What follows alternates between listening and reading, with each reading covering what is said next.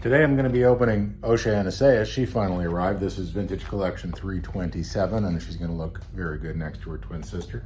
Perfect timing, too, because I got my first negative comment on my channel today, and naturally it was about the Acolyte, and it was someone telling me that I was a Disney shill, that no one watched that show, and that show was universally panned by critics. So I thought this would be a good opportunity to just give the fair warning, which is that if you lie in my comments, you get blocked.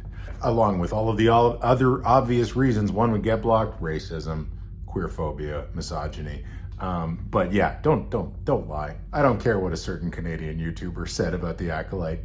Repeating it doesn't make it true.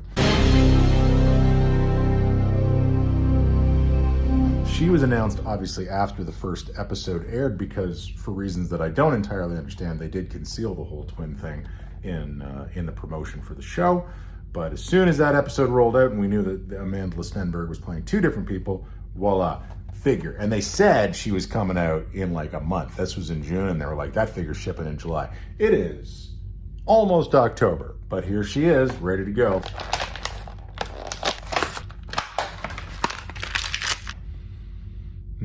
Yeah, I opened the Deluxe Cobb Vanth on the channel a couple weeks ago. I think I was complaining about, how back in the day, that figure would have been just a regular release. Like, all of that extra gear would not have made him a deluxe figure, because that's just what figures used to come with. This is what I'm talking about, man. Look at this. This OSHA is stacked. Okay, so first of all, on the figure basis alone, she's obviously in great shape. A lot of people on the ACFACE discussion boards have mentioned that she is going to be a great fodder for customization as well. I'm sure that's true. I haven't customized in a long time, so I don't think that's going to be me. But yeah, the likeness to Amanda is very strong. The figure is everything you would expect in terms of the articulation. She's very bendy. So far, I have not ripped any of her arms out at the elbow, as I so often do with feminine Star Wars action figures, like my Reys are all just armless. That's just the way things are. But yeah, for gear, she comes with the Jedi Stun Blaster with a holster that's not even built onto her body, along with her backpack and her pip droid. This is terrific. Like that her backpack has a water bottle. Remember to stay hydrated when you're out there fighting or succumbing to the Sith. Holster and backpack made out of the same very rubbery tan plastic Jedi Stun Blaster.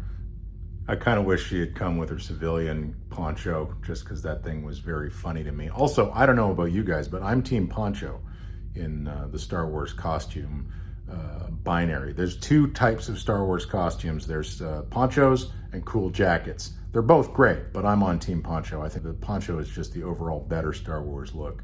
The real hero of the accessory stuff is Pip. Unfortunately, I was about to say unfortunately not articulated, but I can't imagine this would have been easy to articulate. He's very, very, very small. I guess you could have made his headpiece rotate, just like you could have done one with evil red eyes for when May rewires him.